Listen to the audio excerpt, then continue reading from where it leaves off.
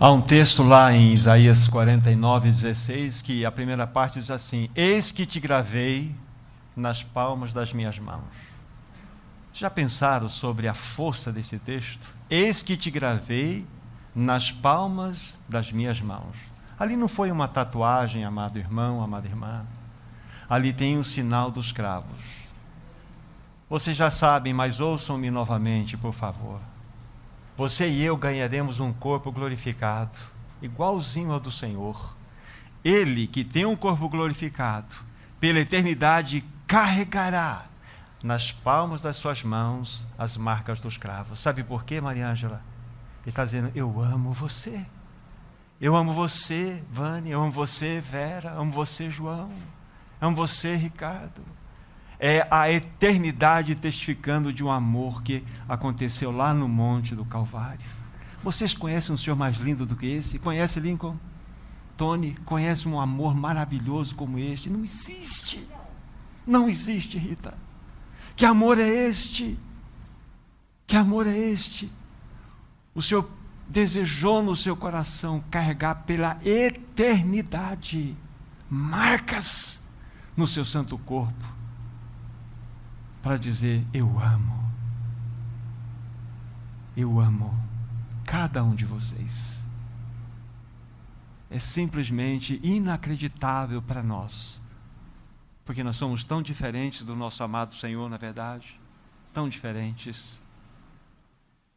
Nós vamos orar, vamos pedir que o Senhor nos ajude nessa noite uma vez mais, que a sua palavra possa chegar no nosso coração de duas formas: ao encontro e de encontro. Ao encontro, quando ela vem, ela traz um refrigério, ela traz uma testificação daquilo que já existe. Mas de encontro é quando ela vem para nos chocar, ela vem para nos desafiar, como diz certo irmão, vem para chacoalhar a roseira da nossa vida, para que nós saiamos do nosso estado de comodismo, para que nós saiamos desse estado de marasmo espiritual. Irmãos, o tempo urge. O Senhor está às portas para buscar a sua amada noiva. E nós precisamos estar preparados. Nós precisamos estar adequadamente vestidos. É tempo, meus irmãos, que, como noiva de Cristo, procurarmos o salão de beleza. Não é assim que as noivas fazem quando vão se preparar para encontrar o seu noivo para a cerimônia? É assim que a noiva de Cristo deve fazer: ir para o salão de beleza. Viver uma vida de justiça, viver uma vida de testemunho, viver uma vida de demonstração, onde as pessoas possam tocar ao noivo em nossos corações e em nossas vidas. É tempo de salão de beleza, amados irmãos. É tempo de nos adornarmos, é tempo de vestimentas de santidade, para que o nosso noivo, quando nos encontrar, abra aquele sorriso maravilhoso e fala: há quanto tempo eu esperei por esse momento. É assim que é o amado da nossa alma. Então, que essa noite, essa palavra tenha essas duas direções. Ela venha ao e dê encontro no nosso coração. Sejamos ajudados pelo Espírito Santo. Vamos orar, queridos irmãos. Querido Deus e Pai, confiamos totalmente no ministério do Espírito Santo nessa noite. Temos a plena convicção que somente o doce Paráclito pode traduzir o teu santo falar em nossos corações. Fala, pois queremos te ouvir nessa noite. Exorta-nos, Senhor. Livra-nos da vida de indiferença. Livra-nos do marasmo espiritual. Ah, Senhor, pega firme conosco nessa noite. Ajuda-nos pela tua palavra. Queremos recebê-la, Senhor, em nossos corações, e prepare os nossos corações como aquela terra que foi remexida, preparada para receber a boa semente. Ajuda-nos, nós te pedimos, em nome do teu Filho amado. Amém, Senhor. Mateus capítulo 24, vamos ler aqui 3 versículos, 37, 38 e 39. Repetindo, Mateus capítulo 24, de 37 a 39. A palavra de Deus diz assim: pois assim como foi nos dias de Noé, também será a vinda do Filho do Homem. Porquanto, assim como nos dias anteriores ao dilúvio, comiam e bebiam, casavam e davam-se em casamento, até o dia em que Noé entrou na arca. E não o perceberam, senão quando veio o dilúvio e os levou a todos. Assim será também a vinda do Filho do Homem. Queridos irmãos e irmãs, o Senhor Jesus está descrevendo aqui aos seus discípulos, aqui, tendo como fundamento os capítulos 24 e capítulos 25 de Mateus, estou dizendo isso dentro da nossa realidade, onde nós encontramos aqui toda a revelação daquilo que se refere à volta do nosso amado Senhor Jesus Cristo. E aqui estão descritos os terríveis sinais que aconteceriam antes da volta do nosso amado Senhor. Ele começa no versículo 3 em diante, quando ele está conversando com seus discípulos. Apenas vou fazer uma rápida colocação para vocês, para tocarmos no ponto principal dessa noite. Ele começa então a discorrer, aqui a partir do versículo 3, e chega num determinado momento, que é o versículo 6, e ele vai dizer assim: e certamente ouvireis falar de guerras, rumores de guerras, vede, não vos assusteis, porque é necessário que assim aconteça, mas ainda não é o fim. Porquanto se levantará nação contra nação, reino contra reino, haverá fomes, terremotos em vários lugares.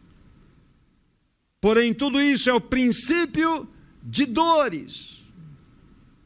Aqui está a declaração da palavra de Deus. Lucas nos acrescenta, além dessas realidades que aqui nós vimos na perspectiva de Mateus, guerras, rumores de guerras, nação contra nação, reino contra reino, terremotos, fomes. Lucas fala de pestes, de epidemias, de coisas maravilhosas que aconteceriam no céu.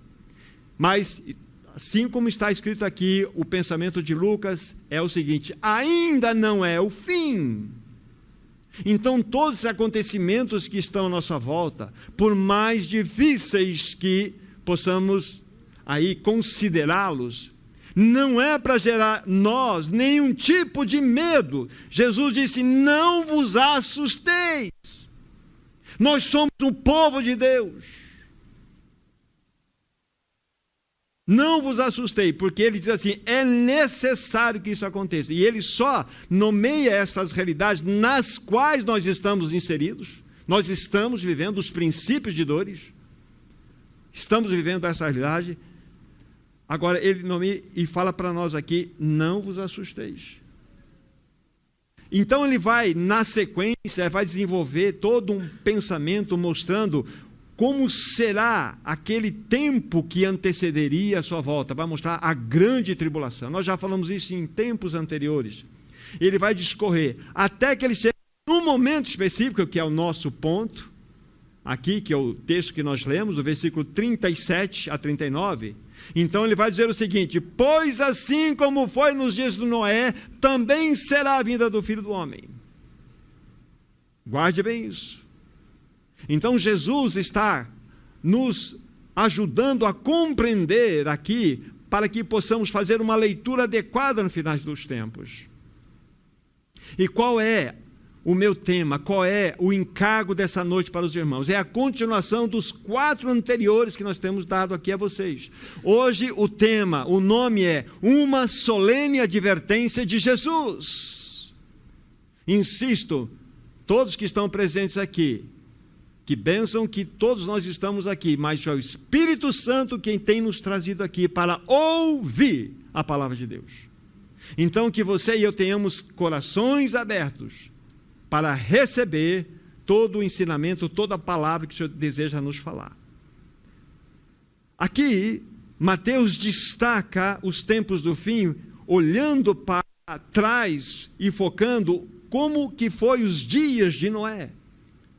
Lucas acrescenta, nós não precisamos ir lá, depois vocês podem considerar, é Lucas 17, de 28 a 30, depois dele ter falado dessas mesmas realidades que estão dentro do contexto de Noé, Lucas acrescenta: assim como foi nos dias de Ló, assim será também na vinda do Filho do Homem. Depois vocês consideram lá. Mas o nosso ponto está bem aqui dentro do texto que estamos considerando com os nossos amados irmãos. estas duas exortações ou solenes advertências do Senhor Jesus, né, estou somando aquela de Lucas, na realidade, ela é diretamente trazida para o tempo do fim, para a nossa geração. Porque assim como foi nos dias de Noé, assim também será nos dias da vinda do Filho do Homem. Então nós temos que considerar alguns pensamentos para entendermos. Então Jesus está fazendo a nós uma solene advertência, uma séria advertência, para que nós possamos estar preparados para aquele grandioso encontro com nosso Senhor. Queridos irmãos, são muito semelhantes às condições do mundo atual quando nós as comparamos com os dias de Noé. As Escrituras revelam que aquela geração, a geração de Noé, antediluviana, antes de acontecer o dilúvio, ela estava imersa, mergulhada na corrupção, na violência, na imoralidade. Não é algo que nós conseguimos ver diante dos nossos olhos hoje acontecendo isso? Aí eu vou precisar me embasar com alguns textos do livro de Gênesis para vocês entenderem o contexto no qual Jesus está fundamentando as suas palavras. Vamos pegar aqui alguns versos, capítulo 6, o primeiro a ser citado aqui, o capítulo 6.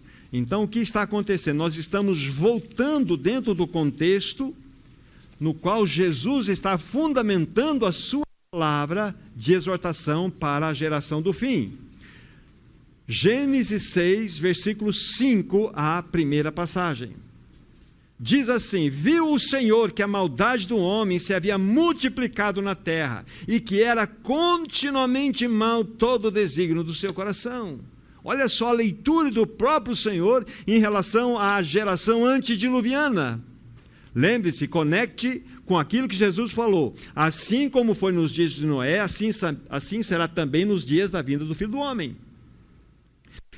Aqui nós estamos vendo que o Senhor observou, ele notou, ele viu a maldade do coração do homem. Essa maldade havia se multiplicado na terra e de modo contínuo era mal todo o desígnio do coração do homem.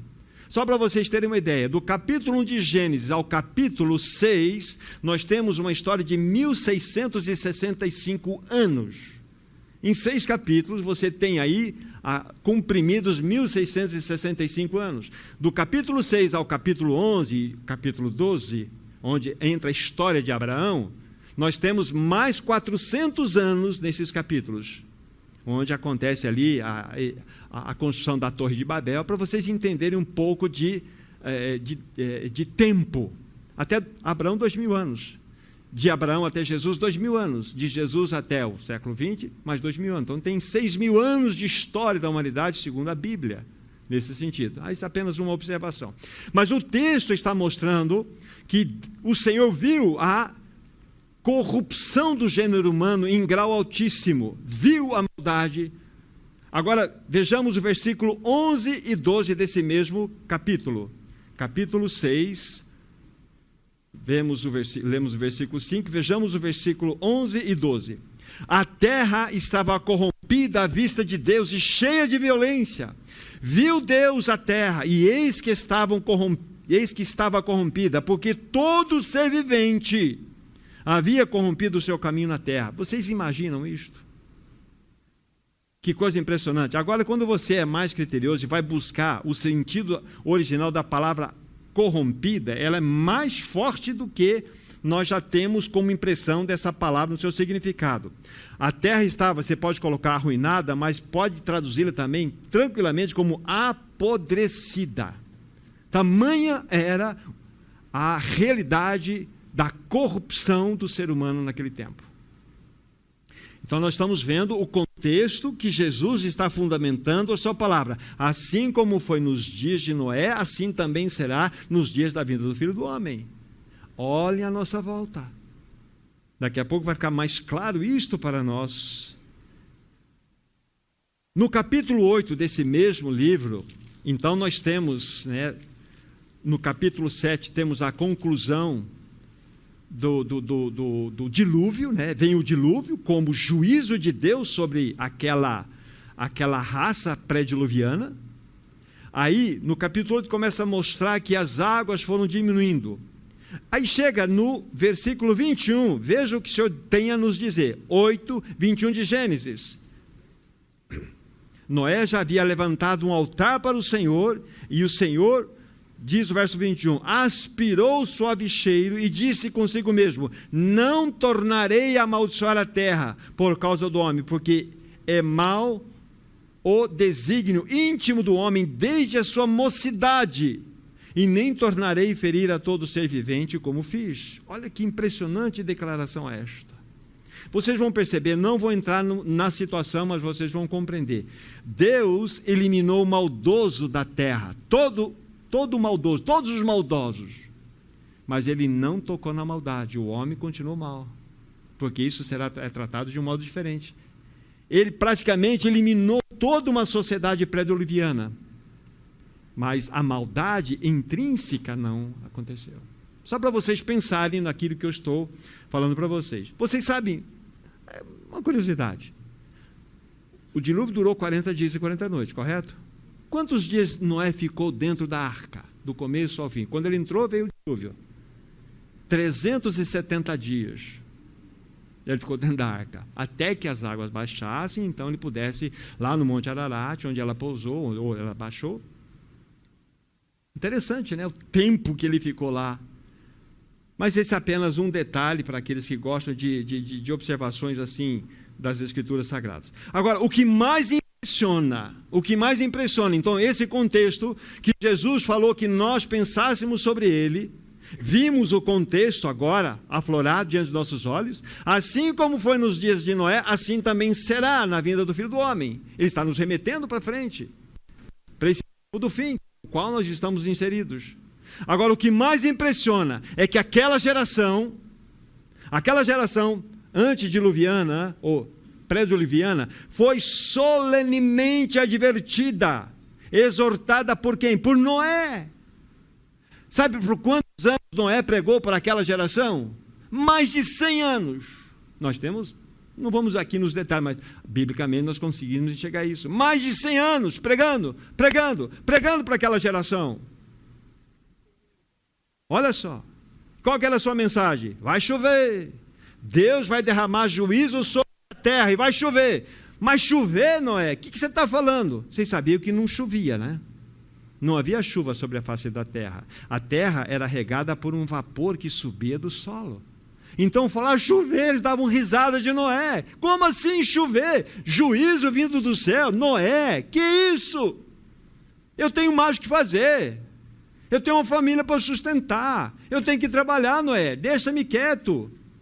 Deixa eu curtir a minha vida.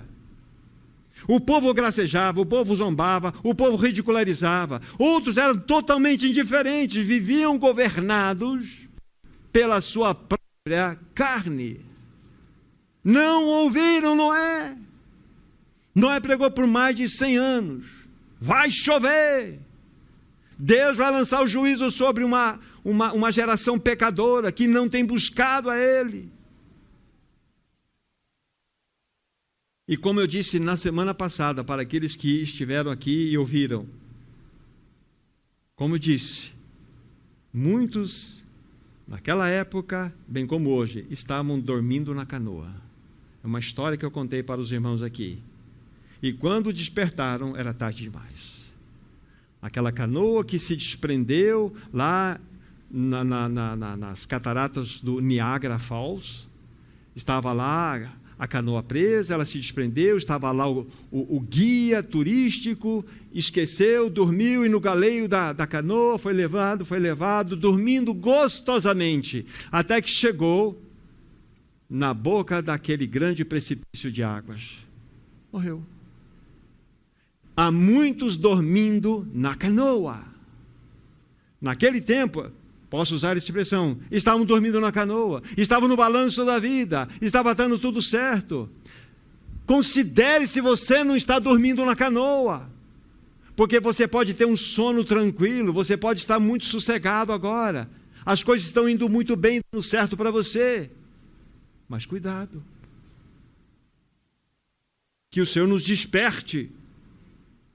O insistente clamor de Noé não sensibilizou o coração daqueles homens que amavam sua própria vida, amavam seu próprio pecado. Corações endurecidos. Você se lembra quando eu falei da questão da consciência? A pior coisa que tem para alguém ouvir a palavra é não recebê-la. Sabe por quê? Todas as vezes que você ouvir a palavra de Deus, seja ela exortativa, seja ela confortadora, qual cunho que ela tenha, não importa.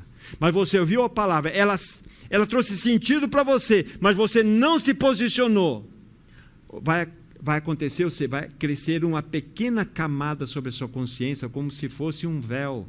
E esse véu ele vai começar a impedir a entrada da palavra. Mas você ouve pela segunda, pela terceira, pela quarta vez, e você não se posiciona diante do Senhor. Essa camada vai crescendo, e ela vai ficar igual a sua mão cabeça. Quando você pegou muito na enxada, que ela já não mais faz bolha. Está tão grosso aqui, você não tem mais sensibilidade. Você vem, ouve a palavra, concorda com ela, acha muito legal, muito bonito, mas você não sai do lugar. Então, cuidado. Ouvir a palavra de Deus e não se posicionar é um risco muito grande. Então, nós precisamos ter um posicionamento diante da palavra. Aquela geração, mediante o insistente clamor de Noé, não foi sensibilizado, porque gracejaram, eles ridicularizaram a mensagem. Você está louco, Noé? Você está doido? E há mais um maluco aqui dizendo, irmãos, vai chover! Vai chover! Depois nós vamos ver o tipo de chuva que vai vir no final dos tempos. Não vai ser mais de água. As águas que desceram dos céus e as águas que subiram da terra. Vai ser outro tipo de chuva, mas vai chover. Por isso, depois de Deus exercitar mais de 100 anos de paciência, de longanimidade, Deus não teve outro caminho a não ser condenar aquela geração. E o dilúvio veio como juízo divino contra aquela geração pecadora. Essa é a realidade. Jesus, então, está dizendo para todos nós, assim como foi nos dias de Noé, assim também será nos dias da vinda do Filho do Homem. Olhem a nossa volta, queridos irmãos. Se aqueles textos que nós lemos de Gênesis não caberiam perfeitamente para analisarmos a sociedade na qual estamos inseridos. Que espetáculo de horror para aqueles antediluvianos. Homens e mulheres correndo desesperados por todos os lados, buscando abrigo e salvação. Porém, já era tarde demais. Foram engolidos pelo dilúvio, foram engolidos pelo juízo de Deus. Morreram por causa da incredulidade, não por falta de aviso. Lembre-se, as pessoas não irão para o inferno, não cairão debaixo do juízo de Deus por causa de pecado, de rebeldia, de malignidade. Não. Por que não? Porque Deus, em Cristo Jesus, providenciou um caminho para o perdão dos pecados, para a libertação da rebeldia e para o livramento da iniquidade. Já está livre. Todos nós, não importa o nível de pecado no qual nós nos envolvemos, já temos a graça, temos a misericórdia do Senhor. Aí ele fala assim, receba o meu filho. Receba o meu filho. Você precisa receber o Filho de Deus. E o que acontece quando você recebe? Você, então, recebe a vida eterna. Daqui a pouco vamos falar com mais clareza. Duas bênçãos acontecem quando nós temos a experiência com Cristo. Primeiro, nós somos livres do juízo e ganhamos a vida. Essa é a realidade. Mas aquela geração pré-diluviana, antediluviana, simplesmente fechou o filtro, não quis, morreram por causa da incredulidade. Agora, vejamos como os nossos dias, cada vez mais se parecem com os dias de Noé. Assim como foi nos dias de Noé, assim também será na vinda do Filho do Homem. Isto mostra, queridos irmãos e irmãs, que nos últimos dias, que os últimos dias seriam reeditados os dias de Noé. O que está acontecendo acontecendo na sociedade atual humana? A reedição dos tempos de Noé. É o que Jesus disse. É a reedição dos tempos de Ló. A imoralidade, a perversidade, a inversão de valores, a inversão de vida. É a reedição dessas realidades que aconteceram no passado. Jesus disse isso. Assim como foi, assim será. Não estou editando o acontecimento, e talvez com mais força? Sim, com toda certeza. Então, isso mostra que nos últimos dias nós perceberíamos claramente a reedição dos dias de Noé. Jesus nos disse isto. Vamos pegar um texto? Segunda Epístola de Timóteo. Segunda Epístola de Timóteo. O capítulo é o 3. Segunda Epístola de Timóteo, capítulo 3, a partir do versículo 1. Assim como o Senhor Jesus estava com os seus olhos lançados no futuro, lançados no tempo do fim, e esses olhos pousaram dentro do nosso contexto, da nossa geração, assim o apóstolo Paulo está lançando seus olhos para o tempo do fim, os quais chegaram ao seu limite da nossa geração. Então, 2 Timóteo 3, 1 em diante. Sabe, porém, isto: nos últimos dias sobrevirão tempos difíceis, pois os homens serão egoístas, uma versão diz amantes de si mesmos, avarentos, jactanciosos, arrogantes, blasfemadores, desobedientes aos pais, ingratos, irreverentes, desafeiçoados, implacáveis, caluniadores, sem domínio de si, cruéis, inimigos do bem, traidores, atrevidos, infatuados, mais amigos dos prazeres do que amigos de Deus, tendo forma de piedade, negando-lhe, entretanto, o seu poder foge também destes. O que eu acabei de ler? O que eu acabei de ler é exatamente o que nós vimos, o que acontecia dentro do contexto de Noé. Assim como foi, assim também será. Paulo disse isso, e há outros textos. Irmão, nós estamos inseridos nesse tempo agora. Então, nós não podemos brincar. É muito sério esta realidade na qual nós estamos inseridos. E você e eu temos recebido a palavra. E o que a palavra tem feito em nossos corações? Como temos recebido essa palavra? Vocês se lembram, um dos temas que nós tratamos aqui, dentro dessa mesma palavra exortativa, é: amanhã pode ser tarde demais. Amanhã pode ser tarde demais.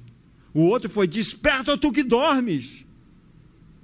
O Senhor tem aqui levantado, e outros também, vozes que são vozes proféticas para esse tempo do fim.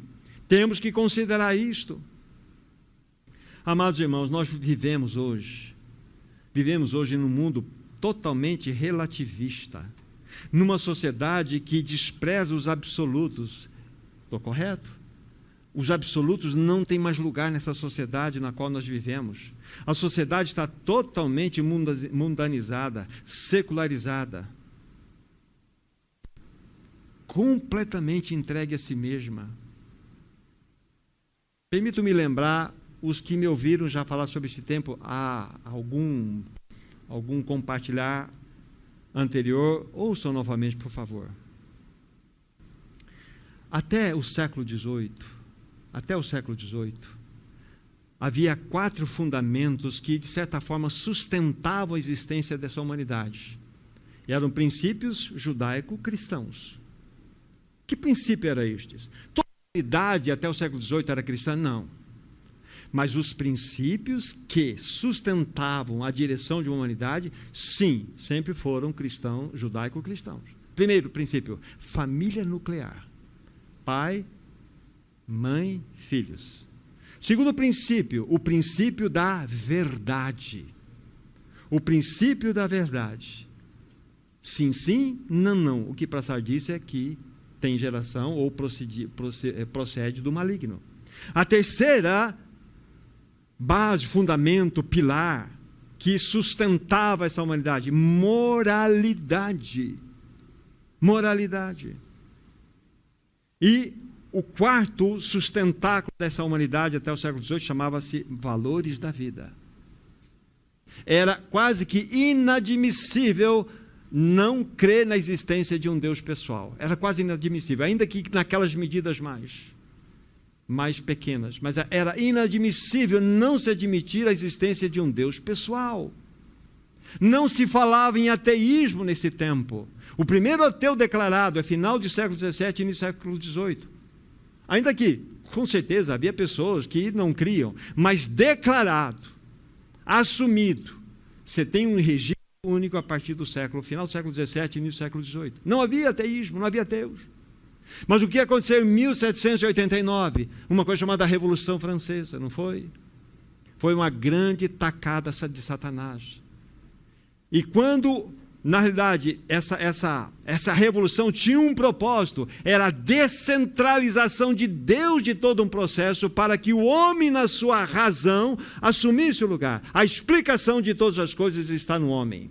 Aqui começou a bancarrota. Vocês sabiam que o berço do darwinismo é vindo aqui desse movimento racionalista? O berço do marxismo, o berço do comunismo, o berço do fascismo, o berço do liberalismo cristão, vem desse movimento aqui. E mexeu diretamente com as 4 estruturas que governavam essa humanidade. Pergunto, onde está a família nuclear hoje? Onde está a verdade hoje? Onde está a moralidade hoje? Onde estão os valores da vida hoje? Não existem. Porque diante desse movimento, tudo isso foi, e cada vez mais estamos vivendo um processo de deterioração. Isso não tem volta. Só o príncipe da paz vai consertar tudo isto.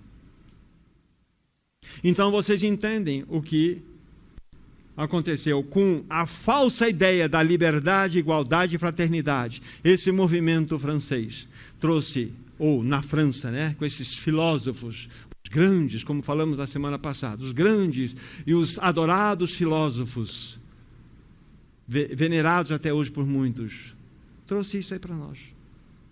Trouxe essa realidade. Acabou. Então, nós temos que entender a humanidade dentro desse princípio. Então, o que nós temos no lugar de uma família nuclear hoje? O que nós temos no lugar da verdade, da moralidade, dos valores da vida? Onde está a verdade? Tudo é relativo hoje. O que é verdade para você não é para mim. Então, nós temos o quê? Um afrouxamento completo dos valores e da moral e da família. Acabou. Entende? Quando a gente faz uma leitura mais ampla do processo, isso é reedição daquilo que aconteceu lá com Noé, depois com Ló, e também no Império Romano. Que somente com o surgimento do cristianismo é que a família teve valor. Isso estou dentro do contexto do Império Romano agora. A mulher só teve valor porque Cristo deu valor a ela. As crianças só tiveram valor porque Cristo deu valor a elas. Porque as meninas eram desprezadas.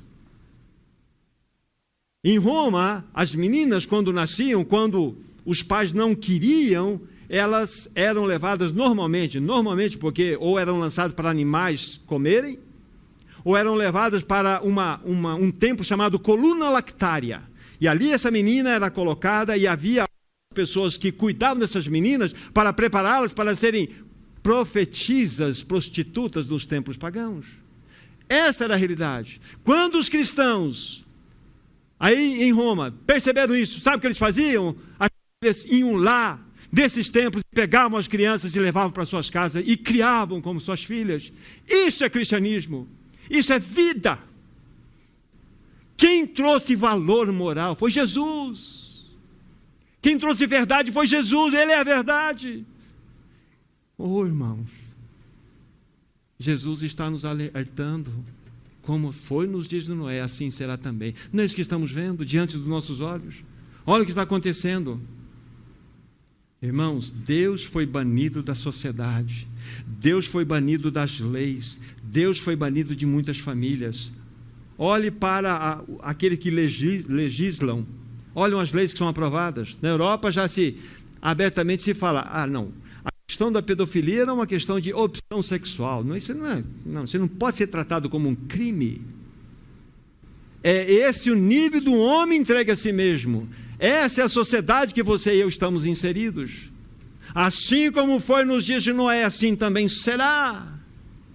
Então é uma solene advertência de Jesus.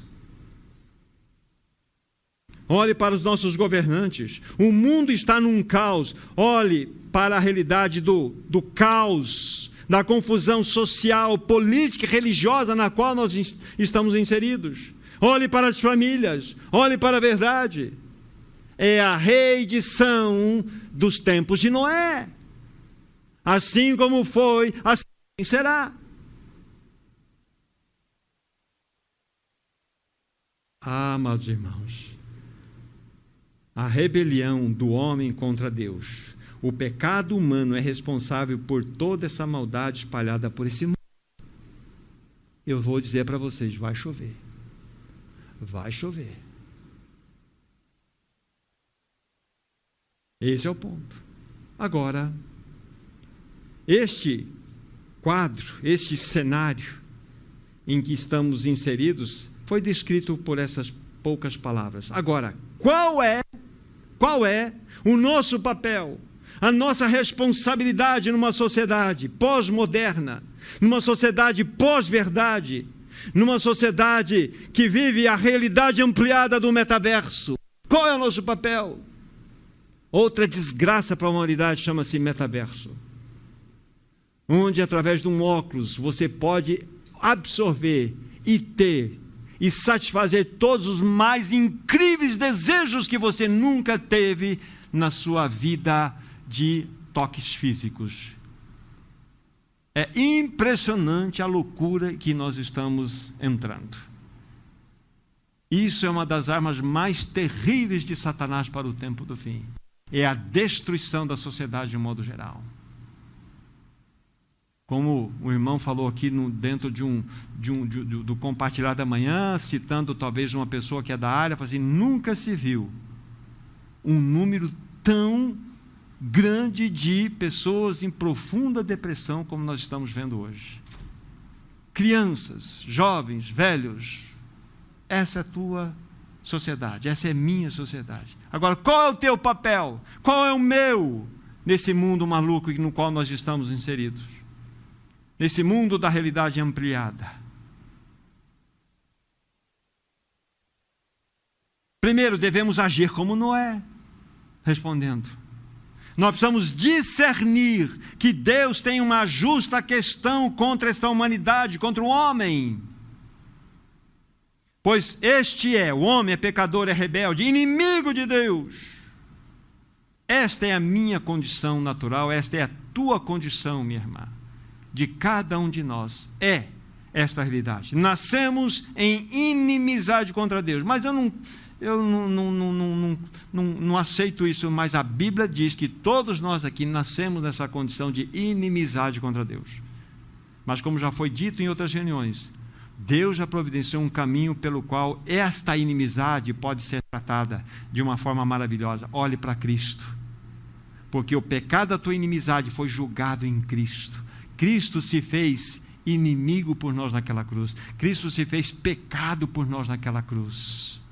Agora, se você resistir, eu não aceito esse caminho, que Jesus, de fato, Ele tomou o meu lugar e pagou o preço do meu pecado, a minha inimizade, você vai encontrar com o juiz. Ah, vai. Lá no trono branco, você vai aparecer e Ele vai homologar a sentença. E você irá para o lago de fogo e enxofre, não pelos seus pecados, pela sua maldade, sua iniquidade. Você irá para o lago de fogo e enxofre porque você rejeitou o Filho de Deus que deu a providência clara para você ser livre. Você se encheu de si mesmo e não aceitou. Esse é o ponto. Então devemos agir como Noé, discernindo esse tempo. Precisamos anunciar a palavra de Deus. Precisamos pregar a palavra de Deus a tempo e a fora de tempo. Mostrar a todos que o único meio de sermos salvos desse juízo que virá é através de uma arca. Agora, essa arca não é aquela que Noé construiu, porque a arca, ela foi construída para a salvação de Noé e sua família, 8 pessoas no total. Então a arca foi construída para a salvação Mas nós temos que entender que há uma arca que nós não construímos, mas que ela veio até nós.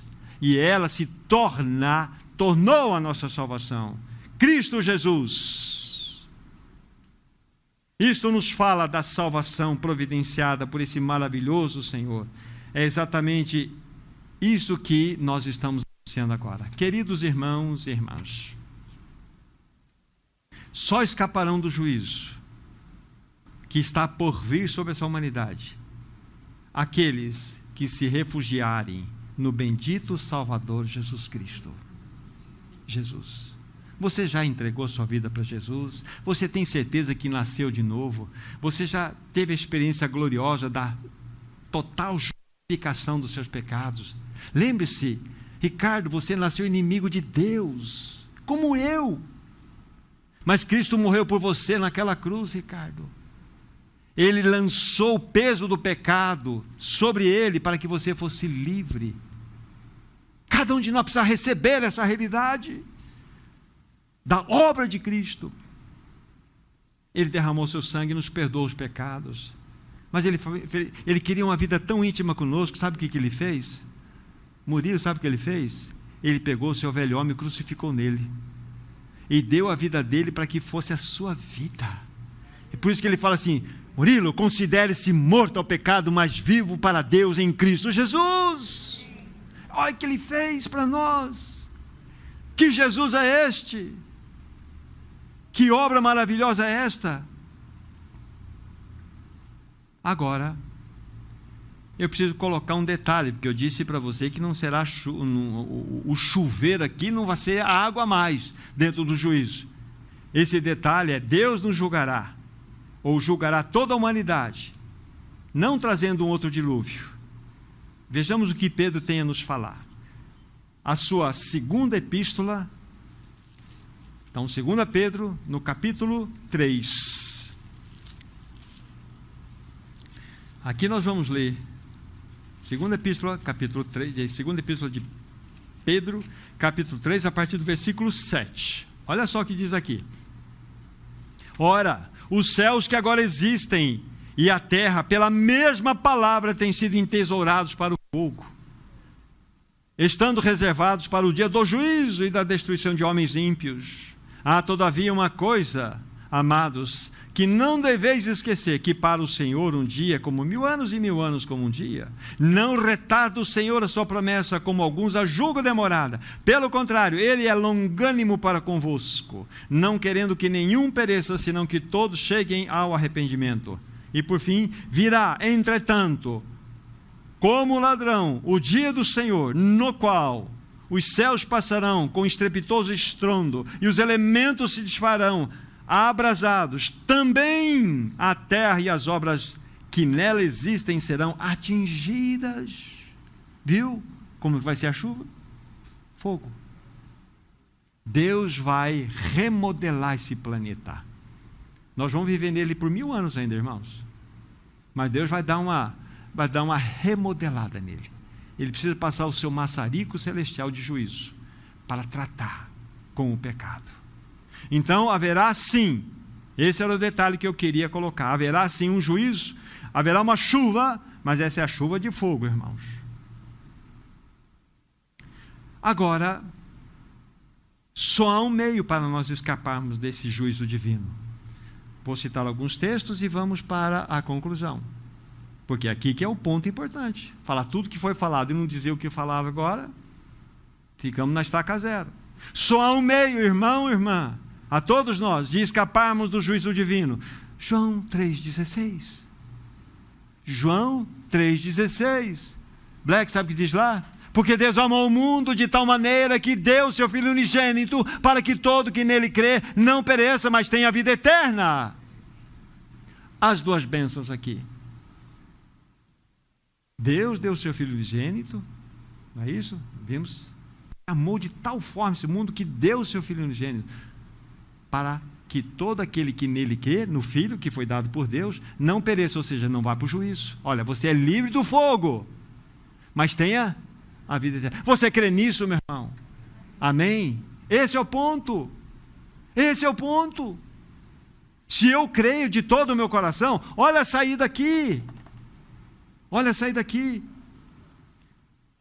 Nesse mesmo capítulo 3 de João, vejamos o versículo 36.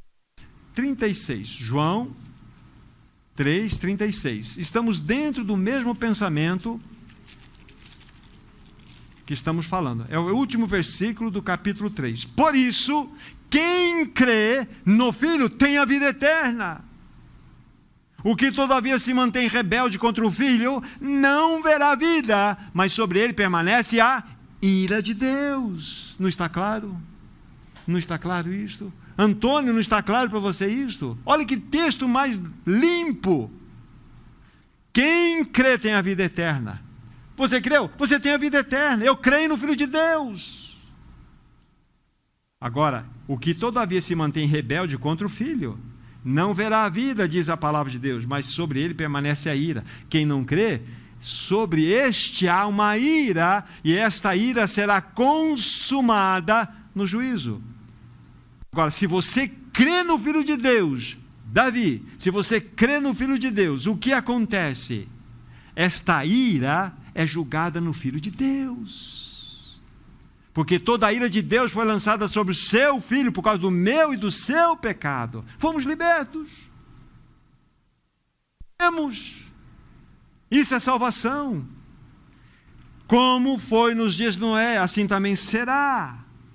Então nós mostramos a realidade tão difícil, tão terrível, que envolve os dias de Noé, o que envolve os dias de hoje. Mas nós temos uma saída. Estamos mostrando exatamente agora, que é em Cristo Jesus. Quem tem o Filho tem a vida, quem não tem o Filho de Deus não tem a vida. Que promessa gloriosa, como estou falando. Não somente somos livres da ira, do juízo futuro, mas ganhamos a vida eterna. Eu preciso perguntar de novo, você crê no Filho de Deus? Você crê, minha irmã? Você crê? Regina, você crê no Filho de Deus? Aleluia! Que quando nós cremos, somos libertos da ira e ganhamos a vida eterna. Que preciosa promessa, que caminho glorioso é este, Senhor. Oh, amado irmão, é tempo de nós colocarmos a boca no pó e falarmos, Senhor, trata comigo. Se você não tem a certeza do teu novo nascimento, hoje é o dia. Não levante desse lugar, sem que você no teu coração resolva essa situação. Se você tem, louvado seja Deus. Reitere isso, agradeça ao Senhor por isso. Mas seja um pregador disso. Nós temos que anunciar. É que nós pensamos muito pouco nisso. Dentro da sociedade cristã, em linhas gerais, nós não temos mensagens muito confrontativas. Nós não temos mensagens muito exortativas, porque elas não cabem muito mais na sociedade, como deles dizer, Nutella, numa sociedade que não pode ouvir de pecado, não pode ouvir de juízo de Deus, não pode ouvir de inferno, não pode ouvir mais de lago de fogo e enxofre, mas tudo está na Bíblia. Então nós precisamos entender, amados irmãos, que é sério isto. A eternidade fora de Cristo não é considerada apenas com 1000 anos, 10.000 anos, 1 bilhão de anos, 2 bilhões de anos, 5 bilhões de anos. Eternidade, onde o bicho não paga. Então é sério. A Bíblia é muito séria. Então é tempo de nós, de fato, agradecermos ao Senhor pela experiência que nós já temos com Ele, mas é tempo também de dizer, Senhor, eu preciso consolidar isso no meu coração. Eu preciso. Mais um versículo dentro do mesmo capítulo 3, versículo 18 agora. Veja como Jesus, ele é taxativo nesse ponto. 3,18 de João. Quem nele crê não é julgado. O que não crê já está julgado, porque não crê no nome do unigênito Filho de Deus. Não é claro para nós isto? Tem vida eterna e tem juízo. E quando você recebe o Senhor, quando você tem a experiência de confiança incondicional, restrita nele, você não é julgado, você ganha a vida eterna. Essa é a promessa do Senhor. Queridos, lá na época de Noé, Deus derramou a sua ira, o seu juízo sobre aquela humanidade perversa por causa da sua incredulidade. Deus deseja que os homens se percam? Não, a Bíblia fala que Deus não tem prazer na morte do ímpio. Não tem. Ele está fazendo de todas as formas e dando a você e a todos nós caminhos para arrependimento. Isso fala da longanimidade de Deus. Deus é longânimo. Ele não quer que nenhum de nós se perca. Ele deseja que todos cheguem ao arrependimento. Mas a Bíblia fala que haverá um dia em que a medida do pecado dos amorreus chegará ao limite. E Deus então lançará o seu juízo. A pior maneira de Deus julgar uma sociedade, eu penso que ela está acontecendo agora. Deus está tirando a mão do homem. Deus é tão misericordioso que Ele está freando o homem na sua maldade. O homem só não é mais pior, ou essa palavra ficou feia, né? Mais pior. Ele só não é pior, porque Deus não impede. Mas lá em Romanos capítulo 1 fala que Deus os entregou às suas paixões infames. Sabe o que significa isso? Deus tirou a mão. A pior situação de uma sociedade é o homem entregue a si mesmo. Deus não precisa fazer nada, Deus não precisa lançar nada sobre o homem para que ele seja mau. O homem é mau, ele só está tirando a mão. Essa é a realidade que eu e você nos encontramos. Qual é o teu papel? Qual é o meu modo de agir? O seu modo de agir nessa sociedade? Precisamos ser sal dessa terra e luz nesse mundo. Sal e luz. Nós vamos conseguir impedir que esse mundo entre nessa realidade de caos? Não, nós não vamos impedir, porque está escrito. Mas nós podemos servir ao Senhor, dentro da medida dEle, dentro da sociedade que nós estamos, sendo sal nessa terra e luz desse mundo, para que Deus alcance o seu propósito. Cada um deve ter isso no seu coração. Meu querido irmão, querida irmã, veja até onde Deus foi para que eu e você fôssemos livres do juízo. Mas esse texto, Isaías 53, meio da Bíblia, Isaías 53. Todo o texto é maravilhoso, mas vamos ler apenas 2 versículos. Isaías 53, 5 e 6. Vendo aqui aquilo que eu disse, até onde Deus foi para que eu e você fôssemos livres do juízo. Isaías 53, 5 e 6. Diz assim: mas ele, o Senhor Jesus, foi traspassado pelas nossas transgressões e moído pelas nossas iniquidades. Olha só, o castigo que nos traz a paz estava sobre ele, e pelas suas pisaduras fomos sarados. Todos nós andávamos desgarrados como ovelhas, cada um se desviava pelo caminho, mas o Senhor fez cair sobre ele a iniquidade de nós todos. Olha que texto maravilhoso. No final do versículo 5, diz assim: o castigo que nos traz a paz. Então, ele foi castigado para que nós tivéssemos paz. Lembra-se, nós éramos inimigos de Deus? Para que nós pudéssemos ter paz, o castigo foi sobre ele. Não é lúcida a palavra de Deus? Até onde ele foi? Ele entregou o filho para morrer por você naquela cruz. E o filho disse assim: pai, eu quero ir. O pai entregou e o filho falou: eu vou. Por amor a você, Tilza.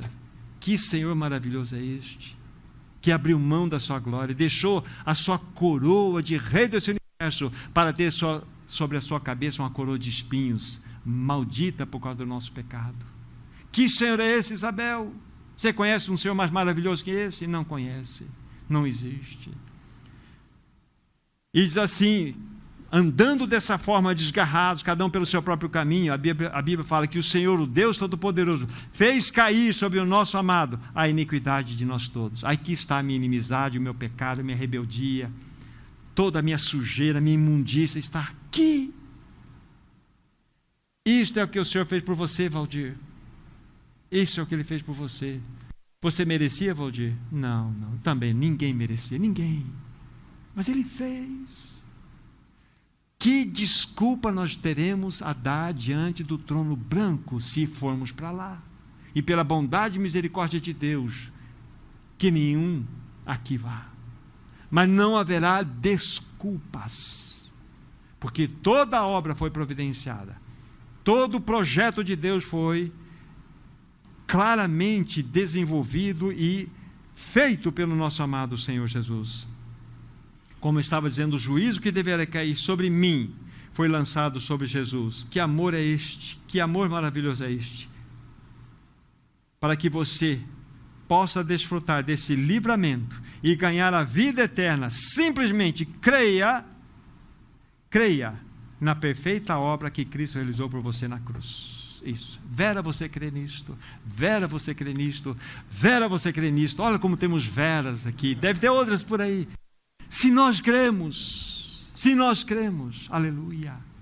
Esse é o ponto. Quando eu creio totalmente, eu estou refugiado na arca. Essa é a salvação maravilhosa. Assim como foi nos dias de Noé, assim também será nos dias da vinda do Filho do Homem. Estamos preparados para encontrar com o nosso amado? Você está preparado para encarar o juiz? Ou você está preparado para se encontrar com aquele que amou a sua vida? Segunda alternativa melhor. Estamos preparados para encontrar com o nosso noivo, aquele que é o grande redentor, nosso sumo sacerdote. E aleluia, irmãos e irmãs, ele logo virá. Ele logo virá. Lembre-se que eu disse no começo, é tempo de salão de beleza. É tempo de nós termos as nossas vestes de santidade cada vez mais lavadas, purificadas, para que sejamos aquela noiva que o Senhor vai se agradar quando ter o encontro conosco. Recebam, queridos, essa advertência, não é minha, é do Senhor Jesus. Ele é o único caminho para a salvação, não há outro. Eu não vou ler o texto e já vamos orar. Mas lá em 2 Pedro 3,13 diz assim, vou ler só um pedacinho que eu anotei. Quanto a nós, segundo a sua promessa, esperamos novos céus e nova terra. É isso que deve alimentar nosso coração. Querido Pai Celestial, nós te damos muitas graças. A tua palavra é contundente, mas ela é saradora. Ela fere, mas ela cura. Ela realmente mexe com o nosso íntimo para nos trazer saúde, vida, regeneração. Que ela encontre corações receptivos nessa noite. Que a solene advertência do Senhor Jesus possa ser recebida por todos nós, por todos aqueles que ouviram o teu falar nessa noite. Entregamos a tua palavra, entregamos nossas vidas aos teus cuidados. E sobre cada um aqui, cada família representada, repouse o teu poder, a tua graça, e assopre vida sobre todos.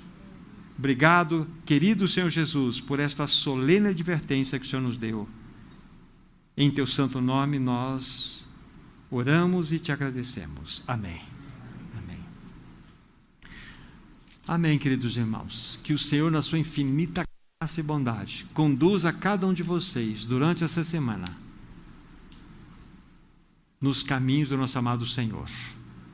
Antes de nós irmos, nós temos o irmão Maurício preparado ali para nos elevar cânticos e depois nós estaremos despedidos. Deus abençoe todos vocês.